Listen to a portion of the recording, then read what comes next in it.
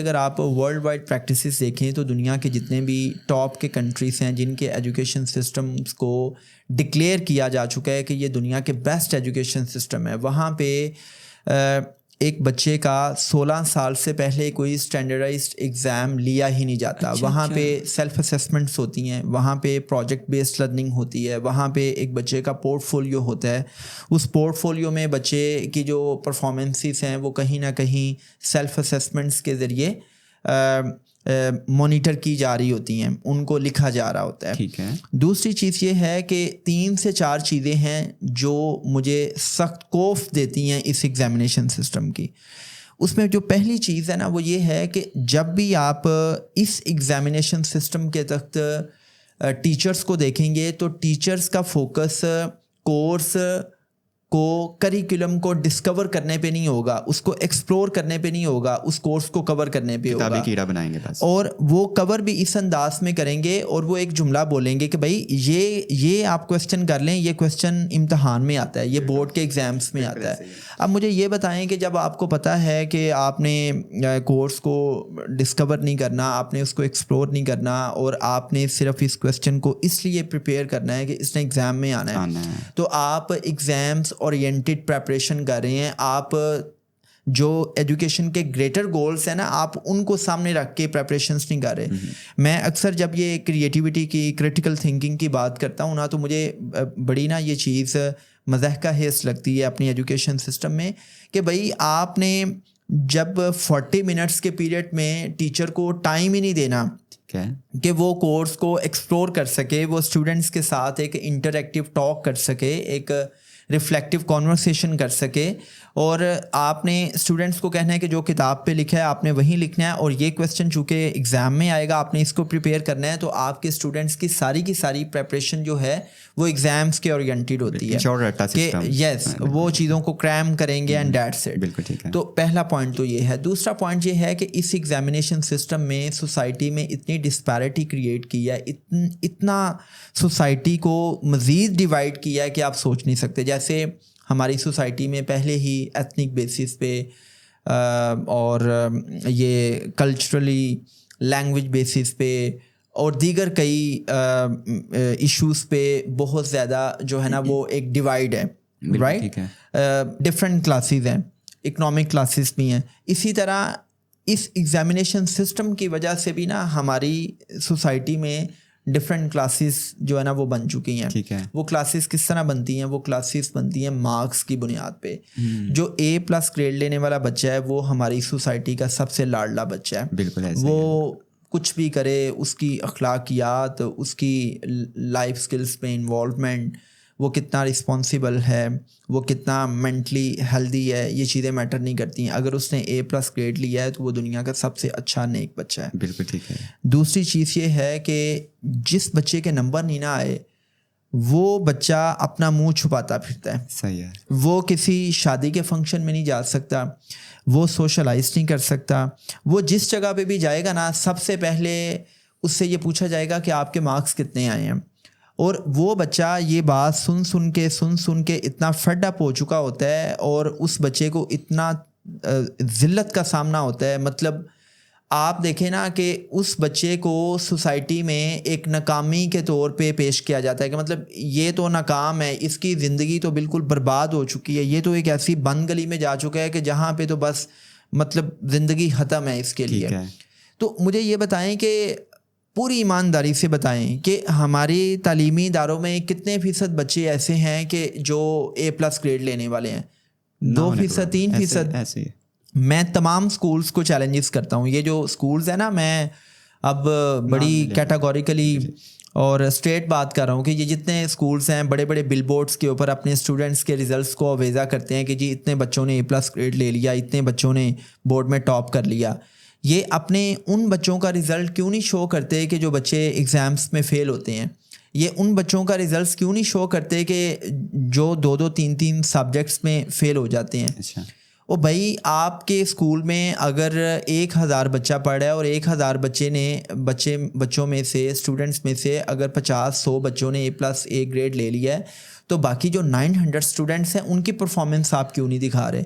बाकी जो 200-300 स्टूडेंट्स हैं जो फेल हो चुके हैं, आप उनकी परफॉर्मेंस क्यों नहीं, आपने मार्केट फोर्सेस के पीछे इस पॉलिसी को फॉलो करते हुए आपने तो पूरी कौम को बेवकूफ़ बनाया हुआ है। माँ बाप जो हैं वो आपके उन नंबरों वाले बिलबोर्ड्स को देखते हैं और वो कहते हैं कि जी क्या ही अच्छा स्कूल है, और वो बच्चा जो A+ के ग्रेड ले रहा है, सोसाइटी उसको एक्सेप्ट कर रही है, ठीक है, और सोसाइटी उसकी वाह कर रही है। लेकिन वो बच्चा जो एवरेज मार्क्स ले रहा है, वो सोसाइटी की लान तान का सामना कर रहा है। वो बच्चा जो फेल है वो समझता है कि वो किसी को फेस नहीं कर सकता, और बहुत से बच्चे इस वजह से सोशली आइसोलेट हो जाते हैं, वो खुद को दूसरों से एसोसिएट कर लेते हैं। क्या आपने कभी ये चीज़ एक्सपीरियंस नहीं की कि जिन दिनों रिजल्ट्स होते हैं उन दिनों आप देखेंगे कि अगर घर में कोई शादी है या किसी सोशल इवेंट पे जाना है, सोशल गैदरिंग्स हैं, तो जिस बच्चे का रिजल्ट ठीक नहीं ना आता वो कहेगा नहीं बाबा मैं तो घर पे रहूँगा, आई डोंट वांट गो।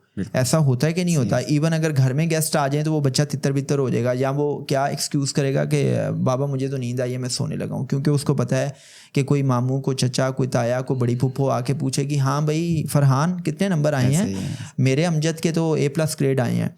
तो पूरा एक कंपैरिजन होता है, एक सटल कंपैरिजन होता है, एक ऑब्वियस कंपैरिजन होता है, और यहाँ पे एक भाई का दूसरे भाई से, बहन का भाई से कंपैरिजन हो रहा होता है। और अगर जिस घर में एक बच्चा है वहाँ पे बाप या माँ जो है वो अपनी ज़ात के साथ कंपैरिजन कर रहे होते हैं कि देखो जब मैं स्टूडेंट था ना मैं A+ ग्रेड लेता था, ठीक है, या वो क्या करेंगे कज़न्स के साथ कंपैरिजन करेंगे।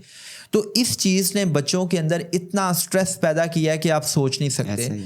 आप कभी देखें ना स्टूडेंट्स की हालत देखें, डेटा ये बताता है कि हर 5 में से 1 बच्चा जो है वो स्ट्रेस का शिकार है। आप उन बच्चों की साइकोलॉजिकल वेलबींग पे तो फोकस ही नहीं कर रहे।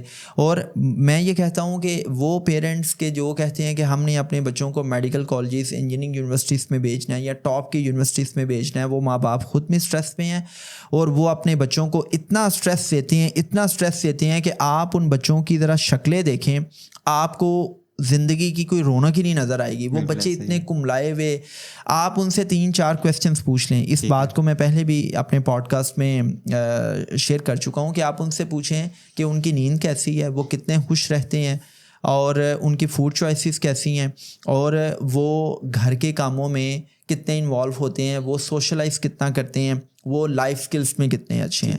तो आपको जवाब मिलेगा ना में। क्योंकि एक बच्चे का सारा फोकस किस बात पे है कि उसने हर कीमत पे नंबर लेने हैं। अगर नंबर ना आए तो फिर तो वो बिल्कुल जो है ना वो नाकाम होगा। बल्कि इस पे वो रॉबर्ट टी कियोसाकी की किताब है why A students work for C students, तो उसने डेटा के साथ बताया है कि भाई ये जो A+ ग्रेड लेने वाले हैं ये तो C ग्रेड लेने वालों के मुलाजिम होते हैं। और अमली ज़िंदगी में भी हम देखते हैं कि हाँ अगर आपने किसी मेडिकल कॉलेज में, इंजीनियरिंग यूनिवर्सिटी में जाना है तो आपको अच्छे नंबर चाहिए, आपका पढ़ने का मिजाज है, आप नंबर लें, ज़रूर जाएं। लेकिन जिसके नंबर नहीं आए भाई उसको तो आप एक्सेप्ट करो ना, आप उसको बिल्कुल सोसाइटी से डिसइंटीग्रेट कर देते हो। ऐसी सेग्रीगेशन क्रिएट हुई है कि जो जिसके नंबर नहीं आए वो तो मुंह छुपाता फिरता है। तीसरी चीज़ ये है भाई, मुझे पूरी ईमानदारी से बताएं कि एक बच्चा है वो जब भी पेपर करता है इस एजुकेशन सिस्टम के मुताबिक, तो क्या वो उसके अनलिमिटेड पोटेंशियल का इजहार होता है? बिल्कुल भी नहीं होता। वो 2 से 3 चीज़ों का इजहार होता है। पहली चीज़ क्या है, उसकी मेमोरी स्किल्स।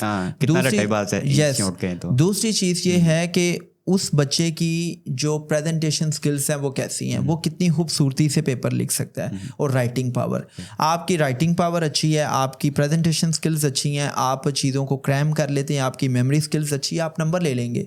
अब मुझे ये बताएं, अगर आपके पास ये तीनों चीज़ें हैं, आपकी तबीयत ख़राब हो जाती है, आपके घर में कोई बीमार हो जाता है, आपका मूड ठीक नहीं है, आप किसी वजह से स्ट्रेस में हैं, और आप प्रॉपरली अपने पोटेंशियल्स को या अपनी मेमोरी स्किल्स को रिटर्न एक्सप्रेशन में नहीं ढाल सके, तो ये जो सिस्टम है ना ये कहेगा ये बच्चा है ही नालायक। और भाई आपके रब ने आपके अंदर अनलिमिटेड पोटेंशियल्स रखे हैं।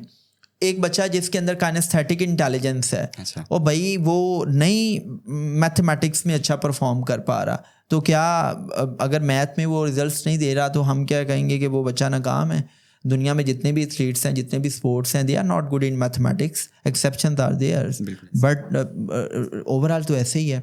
तो भाई मैं ये कहता हूँ कि एक बच्चे के जो अनलिमिटेड पोटेंशियल्स हैं वो तो इस पेपर में उसका इजहार ही नहीं होता। आप तो जस्ट एक रिटन एक्सप्रेशन देखते हैं और उस एक्सप्रेशन की बेस पे एक ऐसा इंसान एक बच्चे की काबिलियत का फ़ैसला करता है जो बच्चे से कभी मिला ही नहीं, जो बच्चे के मिजाज उसकी स्ट्रेंथ के बारे में जानता ही नहीं। उसने तो बस पेपर पे जो लिखा देखा है, उसने उसके मुताबिक उसको नंबर दे दिए हैं। और यकीन माने, मैं $1 ट्रिलियन की बात कर रहा हूँ कि मैंने ऐसे बच्चों को देखा है कि जिन्होंने पेपर इतना खूबसूरती से लिखा है कि जैसे उन्होंने ना पेपर के ऊपर मोती पे रोए हुए हैं। मैंने जब उनसे कहा है ना कि ज़रा मुझे थोड़ा एक्सप्लेन कर दें कि ये जो आपने पास्कल्स लॉ लिखा है या Newton second law of motion लिखा है या ये जो आपने न्यूमेरिकल किया हुआ है, ये आपने कैसे कर लिया है, तो वो उसको एक्सप्लेन नहीं कर सकते।